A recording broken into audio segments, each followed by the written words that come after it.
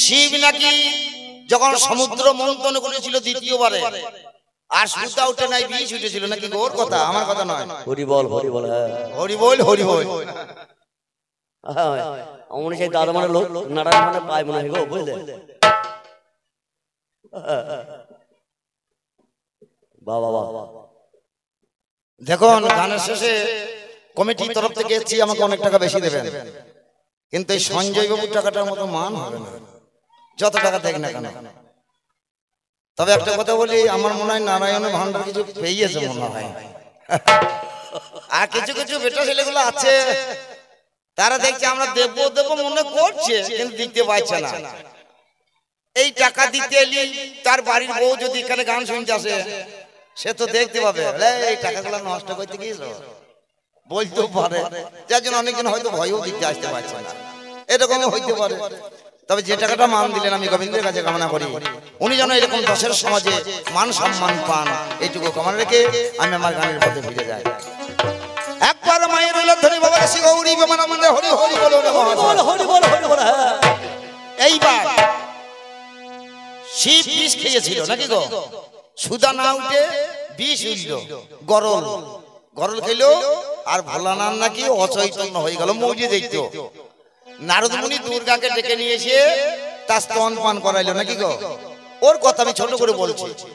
স্তন পান করিয়ে তবে শিব বেঁচে ছিল। আচ্ছা একটা কথা বলি, শিবের মরণ আছে এই কথাটাকে জানো? না না না, শিবের একটা নাম হলো মৃত্যুঞ্জয়, শিবের একটা নাম হলো মৃত্যুঞ্জয় নাকি গো। আচ্ছা মৃত্যুঞ্জয় নাম কেন? মৃত্যুকে জয় করেছে তবেই তো মৃত্যুঞ্জয়। সে মরবে কেন? সে মরে নাই, এটা একটা আলাদা তার কারণ। শিবের হচ্ছে আলাদা কারণ।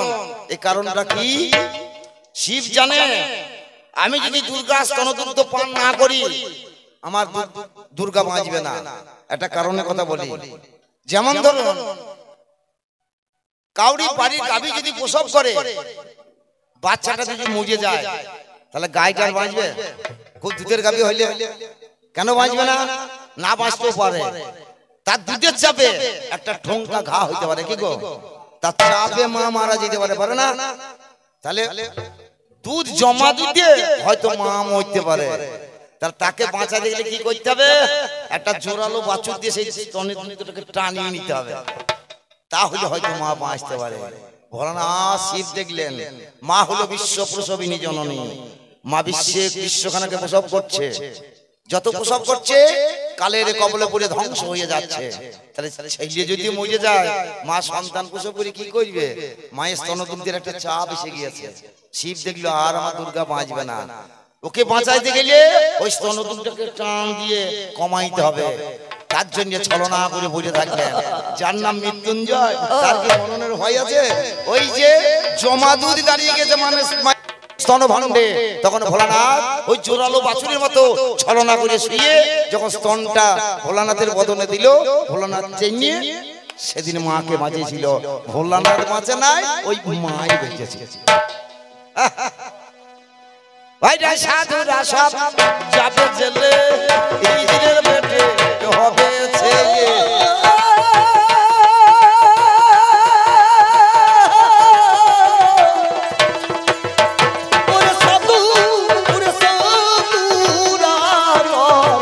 যাবে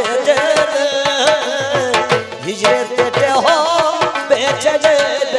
আবার চোরি ডাকাতে প্রদীপ জ্বেলে, চোরি ডাকাতে প্রদীপ জ্বেলে, চোরি ডাকাতে প্রদীপ জ্বেলে পড়বে শাস্ত্র পুরাণে। ওরে চোরি ডাকাতে প্রদীপ জ্বেলে, ওরে চোরি ডাকাতে প্রদীপ জ্বেলে পড়বে শাস্ত্র পুরাণে। কৃষ্ণ কথা বলবে সকলে, বেঁচে সুখ নাই রে আর জীবনে। কৃষ্ণ কথা এ নারী তুমি যে আলোচনা করলে অমিল হলো না আর হবে না, হলো না আর হবে না।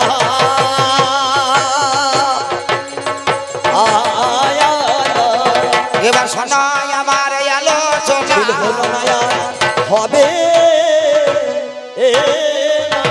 আমার হয় না যেমন অমাবস্যা ওরে চাঁদের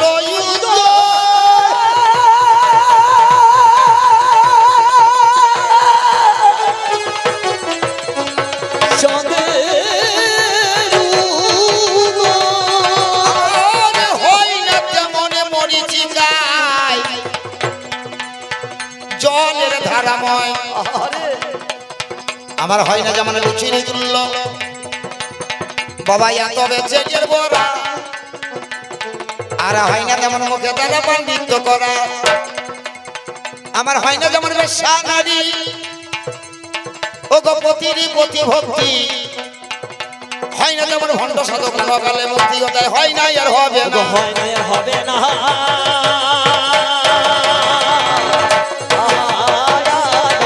এবার শোনাই আমারই আলোচনা হবে না গো আচ্ছা সাধু বাবা দারানন্দ আপনি বাবা হয়ে ছেলেটাকে জলে ভাসাইতে পারবেন না গো পারবেন কি বলুন কাল লাগে পারবেন না আপনি বাবা হয়ে ছেলেটাকে জলে ডুবি ডুবি মারতে পারবেন পারবেন না না আপনারা পারবেন না কিন্তু এইটাকে নিয়ে পারে গো ডাকিরা পারে গো ও আমার শাস্ত্রের মাঝে লেখা আরে ডাকিরা পারে গো কেন বললাম আমরা জানি ওরা মহাভারতে লেখাই আছে আমরা দেখি বারে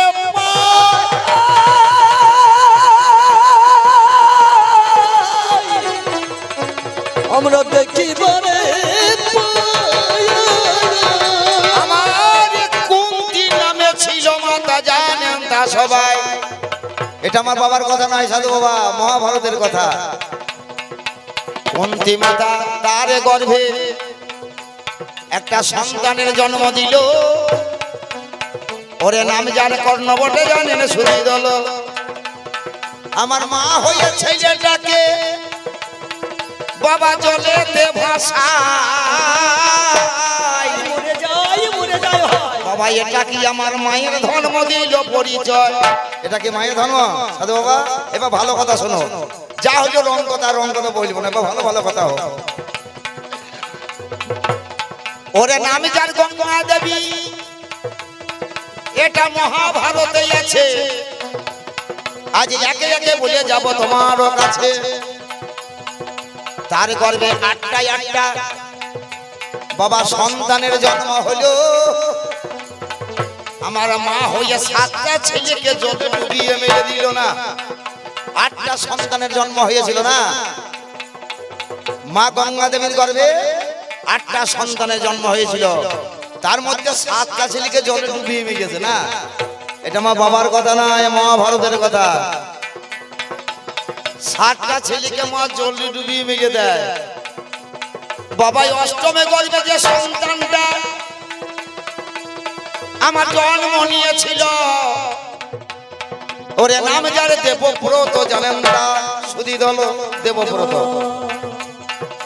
প্রথম নাম হলো দেবব্রত পরে নাম হলো বিশ্বদেব না বিশ্বদেব নাম হলো কেন ভীষণে প্রতিজ্ঞা করেছিল বলে নাম হলো বিশ্বদেব এই ভীষণে প্রতিজ্ঞা করার জন্য নাম হলো বিশ্বদেব যখন ওই দেবব্রতের জন্ম হলো গঙ্গা নিয়ে চললো মারবে কো জলে ডুবিয়ে মারবে হরি বল হরি বল ওই গঙ্গা দেবী কার সঙ্গে পরিণয় হয়েছিল নাম যার শান্তনু রাজা না বাবা শান্তনু রাজার সঙ্গে আমার হলো পরিণয় ওরে রাজা বলে ইয়ো গো গঙ্গা বলো তো আমার 7টা ছেলেকে মারিলে তুমি একবার বলো বিচার করে এই ছেলেটা কোথায় নিয়ে যাচ্ছ শনি কর্ম ভরে গঙ্গা বলল কেন যে 7টা ছেলেকে যেখানে মেরেছি সেইখানে চললাম ওই গঙ্গার জলে ডুবিয়ে ডুবিয়ে মারবো মা বলছে আমি মারতে চললাম বাবা বলে আর হবে না দেখুন বাবার ভাবার মায়ের ভাব দেখুন আমি আর মারতে তো দেব না 7টা ছেলেকে মেরেছো ছিল নয় আমার মানা তুমি 7টা ছেলেকে মেরেছো আবার এই ছেলেকে মারবে আর হবে না গঙ্গা বলছে যোগপতি আমি বলি তোমার ঠাই যদি না মারতে দেবে সংসার আর করব না আমাকে যদি না মারতে দাও তাহলে তোমার সঙ্গে আমি আর সংসার করবো না। মা বলছে মারবো, বাবা বলছে হবে না। এই দেখ ভাব দেখ। শান্তনু রাজা বলল গঙ্গা পুত্রাতে কিয়তে ভাজ্যা, পুত্রাতে কিয়তে ভাজ্যা, পুত্র হস্তপিণ্ড প্রয়োজন।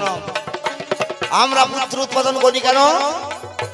একটা সদ্গতি হওয়ার জন্য, একটা পিণ্ড পাওয়ার জন্য আমাদের পুত্রের প্রয়োজন।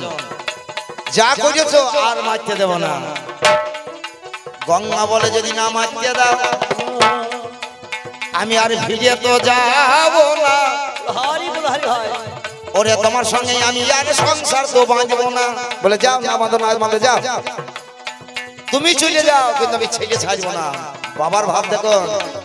গঙ্গা চলে গেল আর শান্তনু রাজা ওই দেবব্রতকে কোলে করে নিয়ে বাড়ি চলে এলো।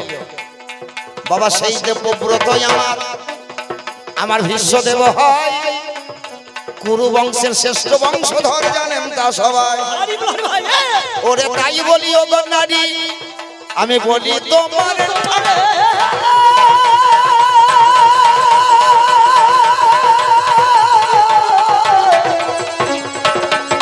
আমি বলি গো ওরে তোমরা হলে পাশানি যায়, আমি কেন বা বলবো না?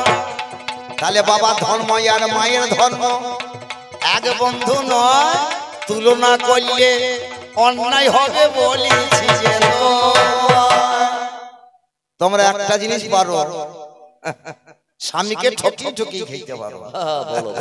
এটা তোমরা জানো। স্বামী বিদেশে চাকরি করতে গিয়েছে আর একটা তলায় তলায় ভালোবাসা পাঠিয়ে রেখে দিয়েছে। বুঝলেন?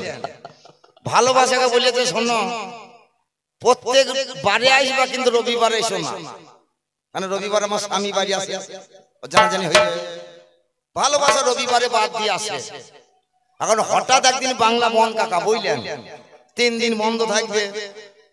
তা এ বেটা ছেলে মনে মনে ভাবছে এতদিন এখানে পড়ে থেকে কি করবো, আমি বাড়ি যাই, ছেলেটাকে দেখে আসি কেমন আছে, আবার খোঁজ নিয়ে আসি।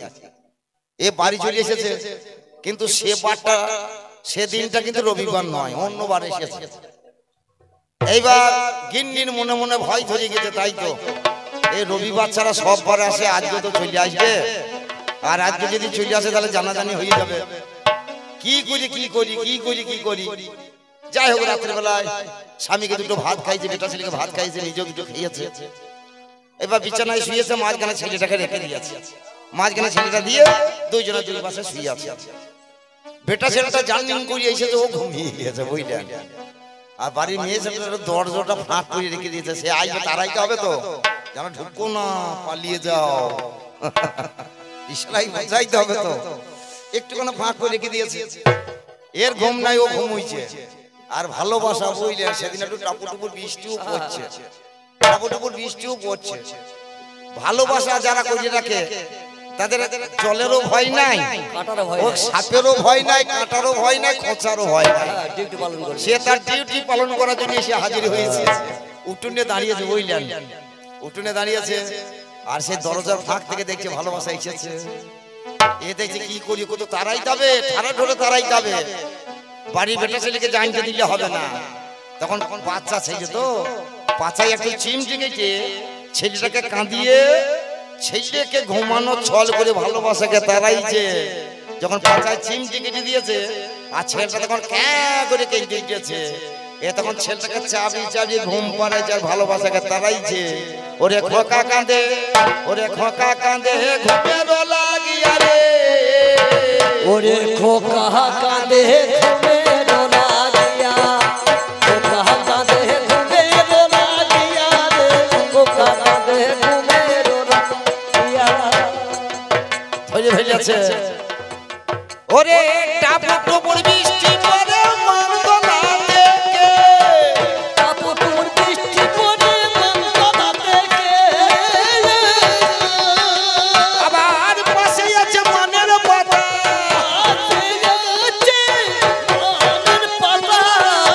পাশে আছে মনের পাতা, ছিঁড়ে মাথায় দে। খোকা কাঁদে ঘুমের লাগিয়া রে, খোকা কাঁদে ঘুমের লাগিয়া। ভালোবাসা মনে করছে করছে আজকে জল পড়ছে মানের পাতা হইলো বড় পাতা ছিঁড়ে মাথায় দিয়ে মানে তুমি জলে ভিজো না উপর দিকে উঠে এসো এ তখন উপর দিকে ঠেলা মেরেছে বুঝলেন আর এ গিন্নি মনে মনে ভাবছে এবার সর্বনাশ করে ফেলবে একে তো তাড়াইতে হবে আবার ফের ধরেছে ওরে কাল খেয়েছো মাছের খানা আজ শেষ হবে কাল খেয়েছো মাছের খানা আজ শেষ হবে আবার ঘরে আছে খোকার বাবা ঘরে আছে খোকার বাবা আমার ঘরে আছে খোকার বাবা ঠ্যাং ভেঙে দেবে খোকা কাঁদে ঘুমেরও লাগিয়া রে খোকা কাঁদে ঘুমেরও লাগিয়া এরা অন্য কিছু পারে পারুক আর না পারে না পারুক এইগুলো ভালো পারে তাহলে এই রকমের যা গো এই রকমের জানে গো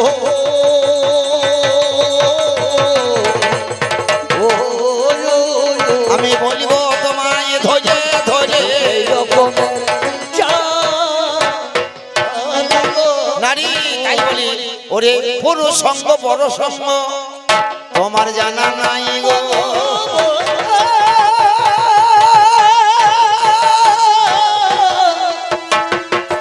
ওরে পুরুষ সঙ্গ বড় সঙ্গ ও গো তোমার জানা নাই আমি একে একে তোমার কাছে দিব পরিচয় আরে একে একে ও গো একে তোমার কাছে দিব পরিচয় গো দিব পরিচয় আমি বলিব কথা ভাবে ভাবে বলিব কথা ভাবে আজ বলিব কথা ভাবে ভাবে কথা ভাবে ওরে শোনো নারী কর্ণ ধরে কথা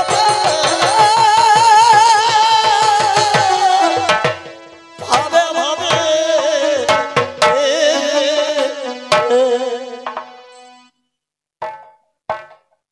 সে ভূমিকায় খেলাবাগ দিয়ে 20টা টাকা উপহার দিয়ে দিয়ে বাবা বাবা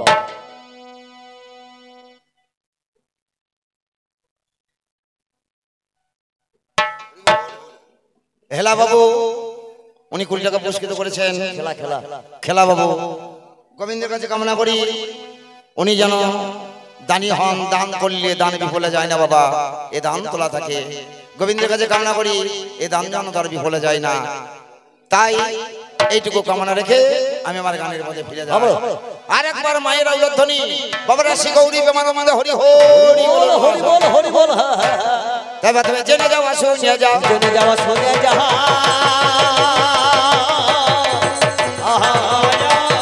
আমি বলিব কথা ধরে ধরে জেনে যাওয়া শুনে যা বাবা একদিনে সারদার সখীরা আমার সারদার কাছেতে যাই ও সারদা এটা ভাব দেখ কে আমরা তো সই ছোট করে ভাই সকালবেলা আমার বাড়ি আসলি কেন কেন এসেছি জানিস ভাই আরে সারদা ঠাকুর রামকৃষ্ণ পরমহংসদেবের সঙ্গে তোদের অনেকদিন বিবাহ হয়েছে কিন্তু সন্তানের মা হতে পারলি না কেন সারদা বললো জানিস সই স্বামীর সুখটা যে কেমন সেটাই আমি জানলাম না হরি বল হরি বল তা বলে যে বুঝতে পেরেছি তোর আলাদা বিছানায় শয়ন করিস না তাহলে এই সারদা আর আলাদা বিছানায় শয়ন করবি না তোর ঠাকুরের কাছে গিয়ে বলবে ঠাকুর হরি বল হরি হরি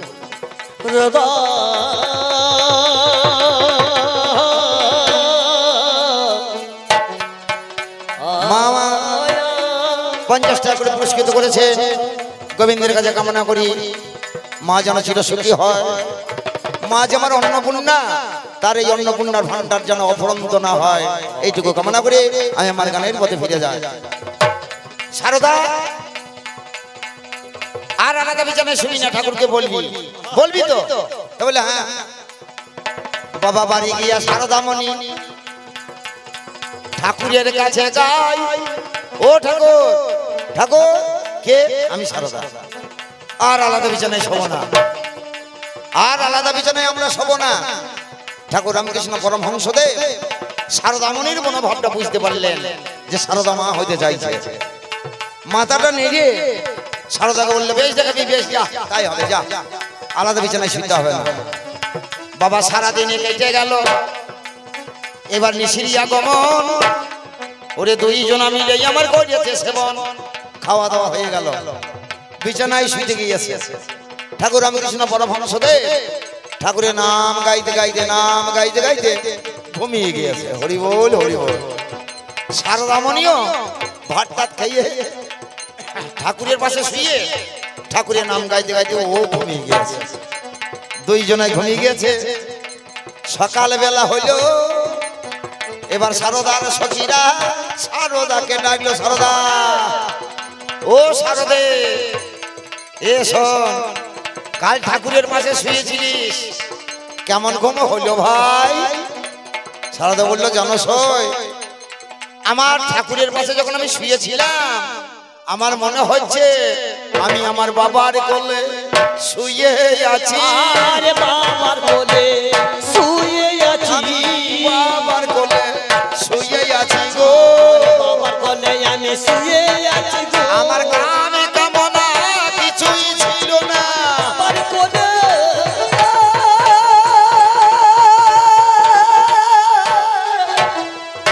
শুয়ে আছি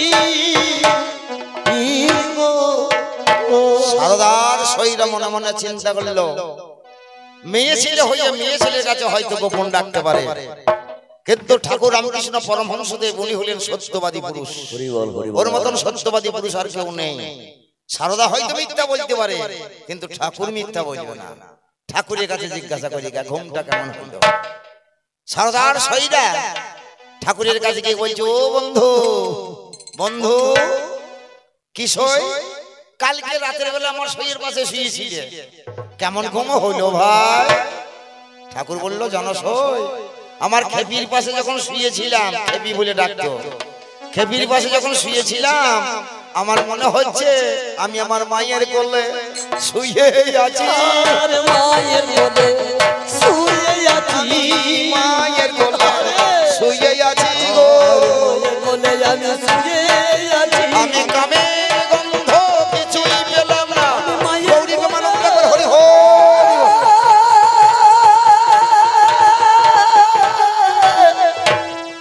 শুয়ে আছি। তাহলে পুরুষের সঙ্গটা বড় সঙ্গ, এটা তোমার জানা নাই। তুমি একটা কথা বললে না যে রাধারানী কৃষ্ণকে বাঁচিয়েছে, কৃষ্ণের মাথায় যন্ত্রণা হয়েছিল না, বলিয়ে গেল কথাগুলো। আচ্ছা, তুমি এটা লেখাপড়া করে বুঝেছো না কার কাছে শুনিয়ে এই কথাটা বুঝেছো? হ্যাঁ, তুমি এটা পড়াশোনা করে বুঝেছো তো? শুনে শুনে বুঝে গেলে কার কাছে শুনেছো তাই বলছো, শুনে বলেছে, শুনে আর বলেছে। বললেই হয়ে গেল নাকি? কথাটা বলতে হয় বললাম, কিন্তু আমার যে ভূমিকা, হরি বল, হরি বল।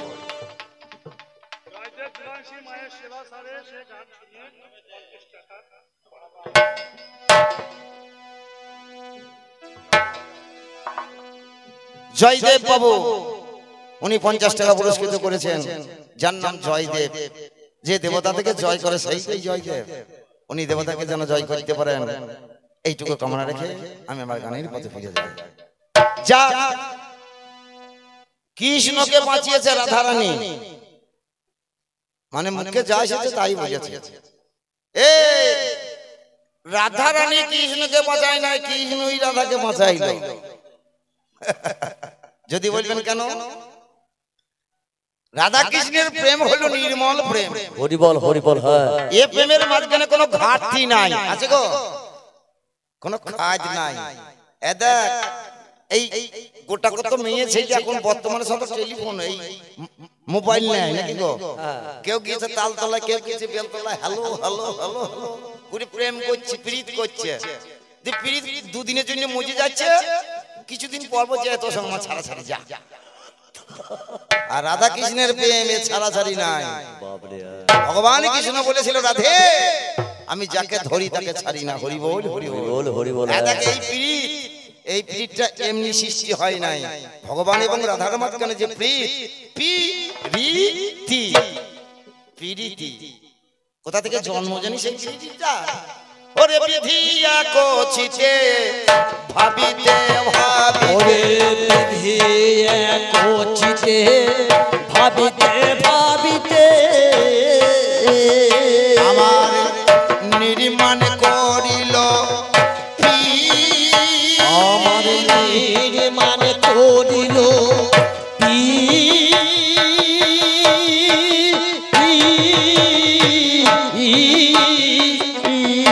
আমার রসের সায়র মন্থন করিয়া মন্থন করিয়া আমার রসের সায়র মন্থন করিতে তাতেও বাজিল তাতে রূপাজিল তাহলে পি হইল রি হইল পুনমথিয়া আনিতে হইল পুনমতে হায়ানিতে হইল ওরে তাতে ভিজাইল তাতে ভিজাইল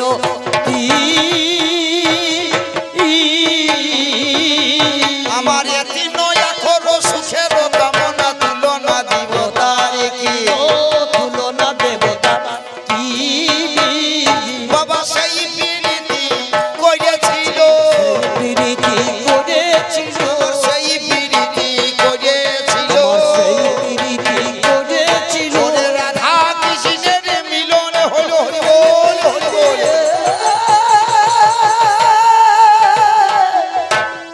করেছিল ও একদিন রাধা রানী বিনোদিনী শোনো আসল ঘটনা আমার প্রাণনাথে কয় ও প্রাণনাথ প্রাণনাথ বলতে কে কৃষ্ণ তোমার সঙ্গে আমি আর প্রেম করিব না আর প্রেম করিব না ভগবান কৃষ্ণ রাধাকে বললো কেন গো আমার সঙ্গে প্রেম করবে না কি হলো রাধা বললো দেখো তোমার কৃষ্ণ নাম বলতে বলতে ভক্ত প্রহ্লাদ উদ্ধার পেল ওই কৃষ্ণ নাম বলে ভক্ত ধ্রুব সেও উদ্ধার হলো আর আমি হা কৃষ্ণ হা প্রাণ গোবিন্দ হা নাদ বলে ডেকে ডেকে ও ভাই আমি হইলাম কলঙ্কিনী আমি হলাম কলঙ্কিনী আমি হইলাম কলঙ্কিনী গো আমি হলাম কলঙ্কিনী গো আমি তোমার সঙ্গে প্রেম আরই করিব না আমি হলাম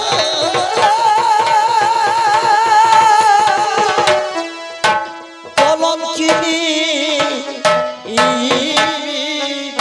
ভগবান কৃষ্ণ রাধেকে বলল রাধে তুমি আমার সঙ্গে প্রেম করবে না ঠিক আছে কিন্তু কলঙ্কিনীটা বলে কে ওই যে কেন ওই জাবুটে কটিলা জুটিলা ওই কুটিলা জুটিলা ওরাই বলে ওই জাবুটে বাড়ি গো আইন ঘষে মার ভগ্নি হরি বল হরি বল এরাই বেশি বেশি বলে ভগবান মাথাটা নেড়ে দিয়ে বললেন ও রাধে আমি যাকে ছাড়ি তাকে যাকে ধরি তাকে ছাড়ি না আর ভগবান মনে মনে ভাবলেন আমার নাম হলো দর্প হরি গোবিন্দ আমি আমার কাছে যে ভক্ত দর্প করে আমি তার দর্প চূর্ণ করি আমি দুটো জিনিস সহ্য করতে পারি না একটা হলো অহংকার আর একটা হলো ভক্তের চোখের জল আপনারা জানেন এর একটা প্রমাণ আছে এটা বলি বলি পরে বলছি ওইটা তাহলে আমি দুটো জিনিস সহ্য করতে পারি না একটা হলো অহংকার আর একটা হলো ভক্তের চোখের জল একদিন ভগবানের বড় ক্ষুধা পেয়েছিল দুর্যোধনের কাছে খাবো বলে গিয়েছিল আপনারা জানেন আর দুর্যোধন ভগবান কৃষ্ণকে খাওয়াবে রাজভোগ খাওয়াবে কিন্তু গাছে বাঁধবে মেঘে খাওয়াবে হরি বল হরি বল কত বড় অহংকার দেখুন ভগবানের সেবা দেবে রাজভোগ কিন্তু গাছে বেঁধে খাওয়াবে অন্তর্যামী ভগবান আমার অন্তরে জানিল ওরে দুর্যোধনের মনের মাঝেই অহংকার এলো আর খেলেন না ভগবান আমার দুর্যোধনের বাড়ি ছেড়ে গোবিন্দ যখন রাস্তা ধরে